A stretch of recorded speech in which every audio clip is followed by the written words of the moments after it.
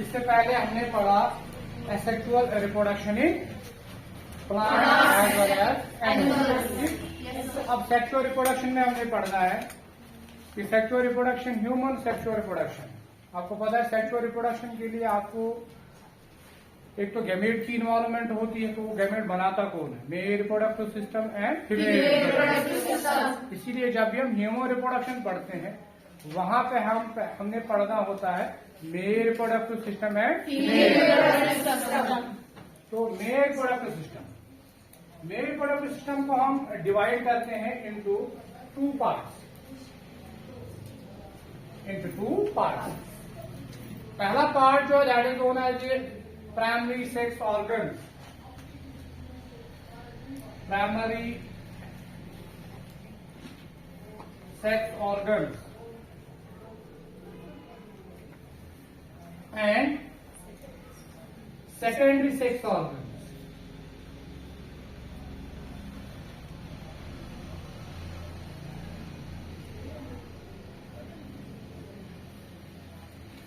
तो एक mail reproductive system जो है इसको हम डिवाइड हमने किया into primary sex organ and secondary sex organ. What do you mean by this primary sex organ? Primary sex organs वो ऑर्गन्स होते हैं which are responsible for the formation of gametes. वो ऑर्गन्स, वो sex organ जो gamete बनाए, जैसे कि testis है, वो स्पर्म बनाता है, स्पर्म इज अ गैमेट। तो यहाँ पे प्राइमरी सेक्स ऑर्गन में वो ऑर्गन्स आते हैं जो गैमेट फॉर्मेशन करते हैं, या जहां पे गैमेटोजेनेसिस होती है, जहां पे गैमेट बनेगा। Gamete include the sperm and egg. तो अगर हम मेल रिप्रोडक्टिव सिस्टम की बात करेंगे तो प्राइमरी सेक्स ऑर्गन मेल में कौन सा है? टेस्टिस। तो प्राइमरी सेक्स ऑर्गन कौन से ऑर्गन होते हैं? those organs which are responsible for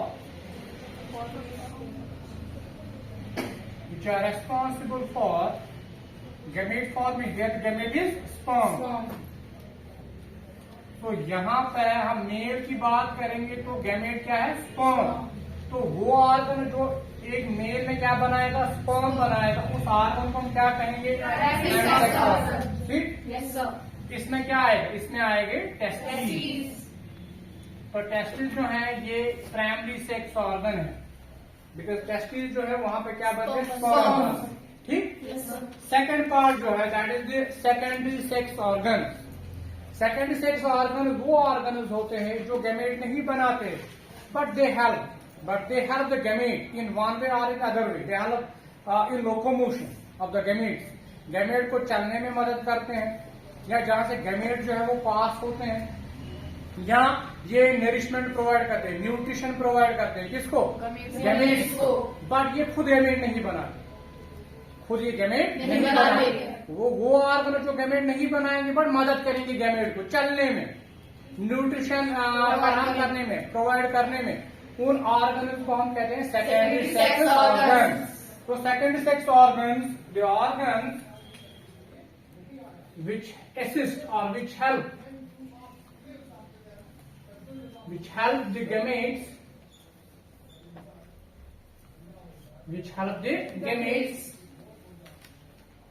in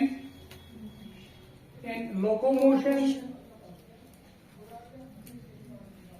in providing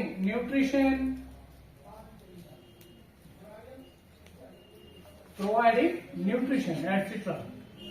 तो गैमेट तो नहीं बनाते पर मदद करते हैं। मदद कर, दे help the gamete in locomotion, चलने में। जहां से गैमेट गुजरेगा, जहां से गैमेट चलेगा, ठीक, जहां ये जो ही गैमेट पास ऑन होगा वो इनको क्या प्रोवाइड करेंगे? नरिशमेंट। उन ऑर्गन को हम कहते हैं सेकेंडरी सेक्स ऑर्गन। गैमेट्स ने बनावट किया। इसमें आते हैं कौन कौन से पार्ट्स आएंगे सेकेंडरी सेक्स ऑर्गन। पहला आप लिखोगे, इसको आप फर्दर डिवाइड करोगे। सेकेंडरी सेक्स ऑर्गन को फर्दर डिवाइड करो। Secondary sex organ include the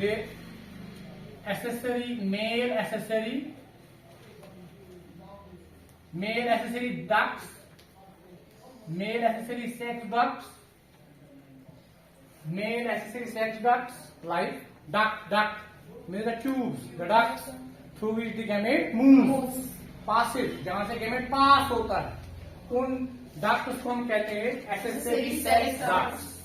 इसके एग्जाम्पल, इसको हम जब हम स्ट्रक्चर पढ़ेंगे वहां पर हम डक्ट्स को पढ़ेंगे। तो एक तो आप जो डक्ट का नाम लिखें, जैसे कि वासा इफ्रेंशिया है, वासा इफ्रेंशिया, वासा इफ्रेंशिया या वासा डिफरेंशिया। तो ये डक्ट्स हैं, ये डक्ट्स हैं या इजैकुलेटरी डक्ट है। These are the all ducts.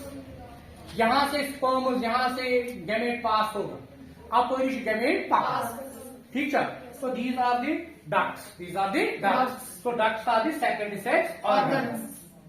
दूसरा इसमें आप लिखोगे, दूसरा जो आएगा that is the accessory glands, accessory sex glands, accessory glands। कुछ ग्लैंड भी इसके साथ एसोसिएटेड होते हैं मेल रिप्रोडक्टिव सिस्टम के साथ, जो म्यूकस को स्क्रीट करेंगे या कुछ ऐसे न्यूट्रिएंट स्क्रीट करेंगे जो किसके लिए जरूरी होते हैं, गैमेट्स के लिए। समझ में आ रहा है? इन ग्लैंड्स में आप क्या क्या लिखोगे? पहला ग्लैंड जो आप लिखोगे, it includes the pair of seminal vesicles. तो एक्सेसरी सेक्स ग्लैंड्स में कौन सा ग्लैंड आएगा? Seminal vesicles, seminal vesicles. दूसरा आप लिखोगे काउपर्स ग्लैंड, काउपर्स ग्लैंड।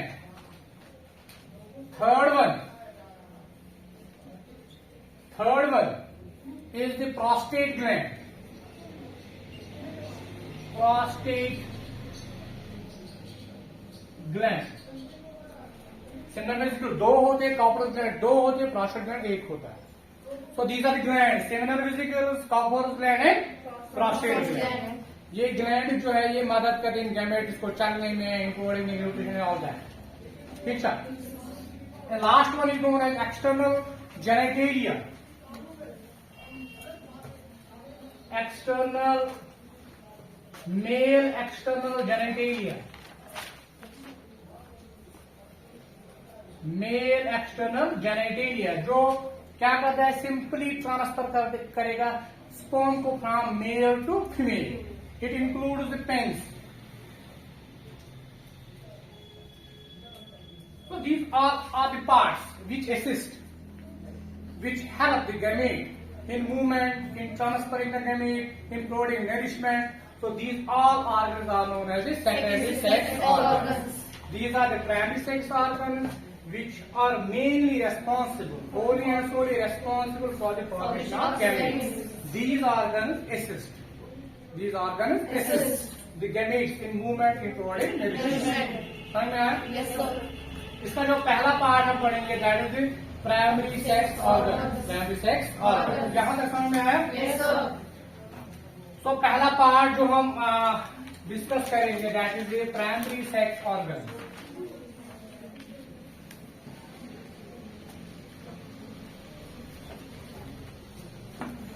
पहला पार्ट प्राइमरी सेक्स ऑर्गन में हम डिस्कस करेंगे थोड़ा सा, इसका पहला पार्ट हम डिस्कस करेंगे दैट इज द टेस्टिस। तो testis are the primary sex organ. और ये टेस्टिस जो है इसकी लोकेशन अगर हम देखेंगे, they are located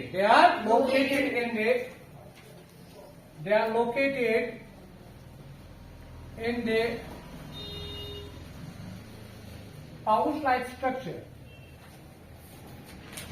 outside the abdomen,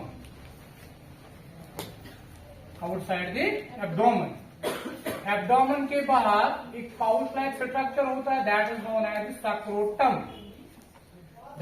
as scrotum. Testis जो है वो सक्रोटम में प्रेजेंट होता है, ठीक है, आउटसाइड द बॉडी। जब हम मैं outside the body term use करूंगा, इसके लिए और एक term extra abdominal. Extra means outside, abdomen means abdomen के बाहर। They are not present inside what? Abdomen. Intra-abdominal testes are here. They are present outside the abdomen, outside the body, and that is known as the extra-abdominal.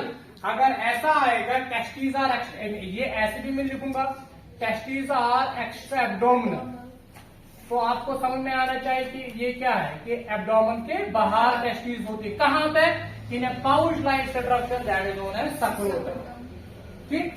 तो अगर हम सक्रोटम यहां पे बनाएंगे, this is सक्रोटम. Scrotum के अंदर ऐसे आप देखोगे you see a pair of testis. तो this is known as scrotum. This is known as scrotum. Scrotum के दो आप देखोगे सैक्स हैं, 1 and 2. These are known as the सक्रोटल सैक्स. These are known as the सक्रोटल सैक्स. तो एक सक्रोटल सैक, ये दूसरा सक्रोटल सैक है. तो ऐसा भी मैं लिखूंगा, they are present in the scrotal sacs of the scrotum. They are present in the scrotal sacs of the scrotum. ये सक्रोटल सैक्स है. सक्रोटम पूरा स्ट्रक्चर. सक्रोटम के कितने सैक्स हैं? 2. उन सैक्स को हम क्या कहते हैं? सक्रोटल सैक्स. ठीक. इन्हीं के अंदर 2 टेस्टिस प्रेजेंट. ठीक. बट ये जो ये टेस्टिस हैं ड्यूरिंग द एम्ब्रियोनिक स्टेज मंच testis they are located in the abdomen. जब एक फीटस की डेवलपमेंट होती है, जब एक बच्चा जो है वो उसकी डेवलपमेंट होती है, तो वहां पे उस टाइम सक्रोटम के अंदर ये टेस्टिस नहीं होती. उस टाइम ये कहां पे होते? They lie in the abdomen. So during embryonic stage, they lie in the abdomen. But later on, जब भी एक मदर जो है 7.5 की प्रेगनेंसी जो है, इसके बाद जो है 7.5 इसके बाद टेस्टिस जो है एब्डोमेन से कहां जाते हैं? सक्रोटम. तो पहले कहां पे होते हैं? इन the abdomen. Later on after 7.5 months of pregnancy they come down from abdomen and enter into the what? Scrotum. So यहाँ पे अगर मैं ऐसे आपको बताऊंगा कि ये लेट अस सपोज कि टेस्टिस एब्डोमेन के अंदर है. Abdomen, this is abdomen. Abdomen के अंदर ये 2 टेस्टिस होती है. कहां पे? During the embryonic stage. इंसान टू डेवलप जब फीटस की डेवलपमेंट होती है, तो उस टाइम ये टेस्टिस जो है दे लाई इन द एब्डोमेन. सो आप लिखोगे testis lie in the abdomen during the embryonic stage. Testis lie in the abdomen during the development of embryo या ड्यूरिंग एम्ब्रियोनिक डेवलपमेंट. जब भी फीटस का डेवलपमेंट होता है, एम्ब्रियो का डेवलपमेंट होता है, तो वहां पे डायरेक्टली ये कहां पे नहीं होते? सक्रोटम में नहीं होते. ये कहां पे होते हैं? अब यही एब्डोमेन से नीचे आते. ठीक. यहां पे लेट अस सपोज सक्रोटम है यहां पे. ठीक. यहां पे सक्रोटम, ये नीचे आएंगे, ये डिसेंड डाउन, ये नीचे आते हैं. कब आते हैं? After 7.5 months of pregnancy. So आप लिखोगे after after 7.5 months of pregnancy they testes descend, testes come down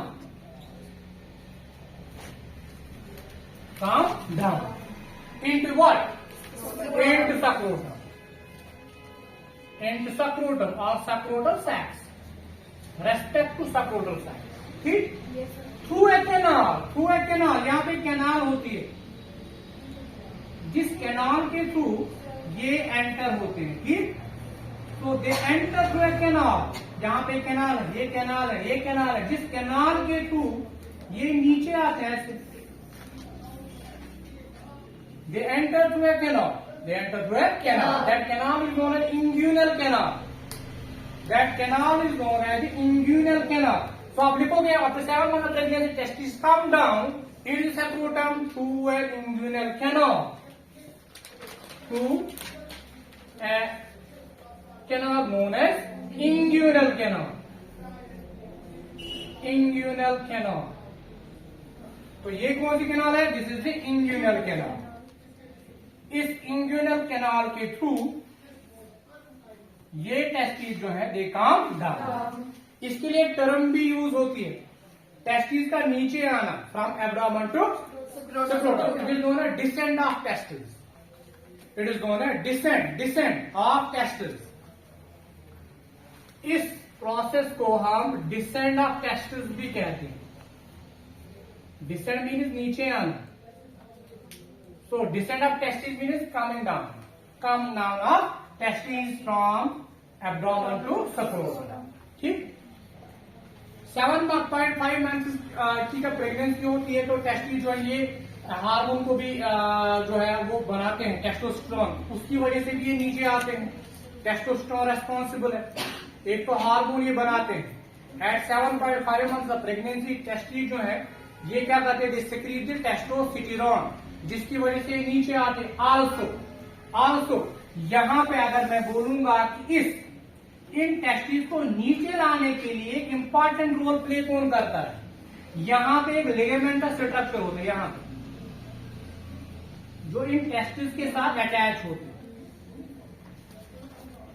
यहां से this is the scrotal sac, this is the scrotum, यहां से क्या अराइज होता है? ये अपना लिगामेंटस स्ट्रक्चर जो बिल्कुल किन के साथ कनेक्टेड होता है? टेस्टिस के साथ। यहां से टेस्टिस के साथ ये लिगामेंटस स्ट्रक्चर अटैच होता है। This structure is known as gubernaculum. इस स्ट्रक्चर को हम ग्यूबर्नेक्यूलम कहते हैं। ग्यूबर्नेक्यूलम, ये ग्यूबर्नेक्यूलम क्या करता है? ये कंट्रैक्ट करता है, पुल करता है किनको? टेस्टिस। और ये टेस्टिस नीचे आते हैं थ्रू द इंग्यूनल कैनाल। जब पुल कर these ligamentous structure which are known as gubernaculum, they pull down the what? Testes into the scrotum, एक तो कौन रेस्पॉन्सिबल है? टेस्टोस्टेरोन, क्योंकि 7.5 मंथ्स की प्रेगनेंसी जब होती है तो टेस्टिस डेवलप हुए होते हैं, इस तरह सिक्रीट टेस्टोस्टेरोन, उसकी वजह से भी ये नीचे आते हैं। आल्सो ये जो ग्यूबर्नेक्यूलम ये पुल डाउन करते हैं किनको? टेस्टिस को, वो नीचे आते हैं कहां पर? स्क्रोटम। और इसके बाद यूं ही ये नीचे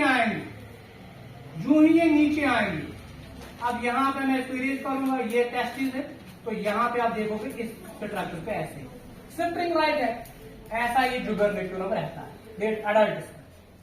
but during embryonic stage long elongated खींचा, पुल डाउन करेगा किनको? टेस्टिस को, तो ये ऐसे यहाँ पे रहेगा इन अडल्ट। ठीक, इसके बाद आफ्टर डिसेंट ऑफ टेस्टिस ये जो इंग्यूनल कैनाल है ये क्लोज होती है, इंग्यूनल कैनाल गेट्स क्लोज। तो आप क्या लिखोगे? After the descent of testis the inguinal canal gets close so that the testis can't come from scrotum back into the what? Abdomen. After the descent of testes, the inguinal canal gets closed. The inguinal canal gets closed after descent of testes. After descent of testes, testis जो ही नीचे आएंगी इसके बाद ये इंग्यूनल canal close होती है ताकि testis जो है वो वापस एब्डोमेन में ना जाए। समझ रहे हो? कुछ बच्चों में प्रॉब्लम भी होती है, बच्चों में प्रॉब्लम थी गसन, तिमन टेस्टिस जो होती है वो नीचे नहीं आती, तो उनको सर्जरी करनी पड़ती है। विद इन 18 मंथ्स उनको क्या करनी पड़ती है? Surgery. And that disorder is known as, जब टेस्टिस नीचे नहीं आएंगी, कुछ बच्चों में ऐसी प्रॉब्लम होती है टेस्टिस जो है एब्डोमेन में ही रहती है, वो नीचे नहीं आती। समझ में आ रहा है? And that disorder is known as क्रिप्टोरकाइडिज्म।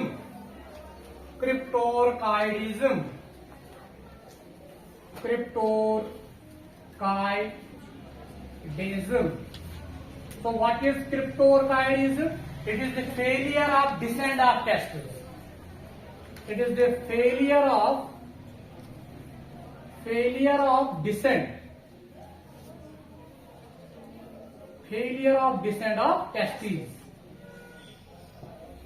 Testis का ना नीचे आना एक प्रॉब्लम है, and that disorder is known as cryptorchidism. तो इसको हम कैसे ठीक करेंगे? सर्जरी के विद इन 18 मंथ्स इसको हम सर्जरी कर रहे हैं. समझ में आया? Otherwise it will lead to the sterility, because वहां पे स्पर्म फॉर्मेशन नहीं होगी.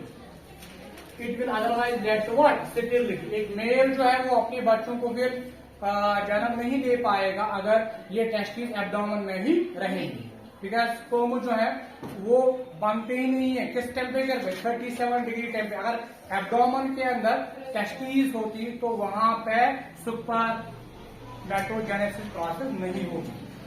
जब सुपरमेटोजेनेसिस प्रोसेस नहीं होगी, it will lead to the sterility. समझ में आ रहा है? It will lead to the sterility. It will lead to the sterility. ठीक, यहां तक समझ में आया? इसके बाद अगर हम सक्रोटम की बात करेंगे, सक्रोटम जो है ये एक्ट करता है. और एक पॉइंट आप लिखो, सक्रोटम जो है, why testis lie in the scrotum? Scrotum में क्यों? Why not in the abdomen? Why not in the abdomen? Because scrotum जो है ये टेम्परेचर को मेंटेन करता है 2 degree less than the core body temperature. Scrotum जो है ये एक्ट करता है as a thermoregulator. It acts as a thermoregulator. It maintains the temperature. ये टेम्परेचर को मेंटेन करता है. कितना टेम्परेचर मेंटेन करता है? 2 डिग्री लेस, ऑलवेज 2 या 3 degree less then the body temperature. अगर बॉडी का टेम्परेचर कितना है? 37, सक्रोटम में 35 ही रहेगा, क्योंकि 35 डिग्री सेल्सियस पे सुपरम फॉर्मेशन होगी. 37 डिग्री में सुपरम फॉर्मेशन का सर. इसीलिए टेस्टिस जो है वो एब्डोमेन में नहीं होती है. अगर टेस्टिस का क्या है? एब्डोमेन. बॉडी का टेम्परेचर अंदर कितना होता है? 37 डिग्री सुपरम फॉर्मेशन का sir. That is why they lie in the सक्रोटम. Because सक्रोटम जो है it acts as a thermoregulator. It maintains the temperature. It maintains the temperature 2 to 3 degree Celsius less than core body temperature. अगर core body temperature कितना है? 37 degree Celsius, तो सुपरम formation किस degree पे होगी? 35 degree Celsius पे होगी. समझ चाहिए? अब अगर विंटर्स में बाहर बहुत सर्दी होती है, समझ चाहिए? विंटर्स में अगर सर्दी है तो होगा क्या? देखो यहां पे सक्रोटम है. This सक्रोटम, these are the testes. ठीक. अब विंटर्स में सर्दी क्योंकि बहुत ज्यादा होती है, सक्रोटम में भी टेम्परेचर क्या रहेगा? कम रहेगा. 35 ऐसा टेम्परेचर किया, बट फिर भी सक्रोटम कितना टेम्परेचर मेंटेन कर रहा है? 35. कैसे? There is a reason. इसके लिए रीजन है. इसके लिए रेस्पॉन्सिबल कौन है? There are two muscles. जो मसल चाहते मौजूद कब? एक तो सक्रोटम के वॉल में और टेस्टिस के साथ कुछ मसल्स अटैच होती है. यहाँ पर कुछ मसल्स यहाँ पे और कुछ मसल्स वॉल के अंदर प्रेजेंट होती हैं. शाबाश. How many muscles? 2 types of muscles. एक तो टेस्टिस के ऊपर यहाँ पे प्रेजेंट होती हैं, कुछ वॉल के अंदर प्रेजेंट होती है. इन मसल्स के नाम मैं आपको बोलूंगा. These muscles are known as cremaster and dartos muscle. So cremaster and dartos muscles. These are the 2 muscles. यही 2 मसल्स क्या कर? ड्यूरिंग विंटर ये कंट्रैक्ट होती है, तो ये मसल पुल करेंगी किनको? टेस्टिस को. कहा? ऊपर. ये भी यहाँ पे डार्कस मसल्स है वॉल के अंदर. कौन सी मसल्स होती है? Dartos muscles. These are the cremaster muscles. ये दोस्तों क्या कहते हैं? Contract. When they contract they pull. The testis close to the abdomen, close to the body. Body का टेम्परेचर कितना है? 37. ये नजदीक वजन एब्डोमेन क्या गए टेम्परेचर क्या इंक्रीज. तो विंटर के अंदर अगर टेम्परेचर कम है, but during the winter these muscles, these cremaster and dartos muscles get contracted. ये कंट्रैक्ट होती है जिसकी वजह से जो टेस्टिस जो है कहाँ जाती है? ऊपर की तरफ जाती है. They remain close to the body. जब वो नजदीक रहेंगे close to the body, body का टेम्परेचर बहुत ज्यादा होता है, तो वहां का टेम्परेचर जो है वो क्या रहेगा? वो बराबर रहेगा. सूर्य बराबर. तो स्पर्मेटोजेनेसिस पे कोई असर नहीं पड़ेगा. समझ में आ रहा है? तो इस तरह से ये टेम्परेचर को क्या करता है? रेगुलेट करता है. That is why it is known as it acts as a thermoregulator. समझ में आया? कल हम इसको और कंटिन्यू करेंगे. इसका हम कब देखेंगे? ट्रांसफरस सेक्शन ऑफ द टेस्टिस को हम कंटिन्यू कल करेंगे. ठीक है.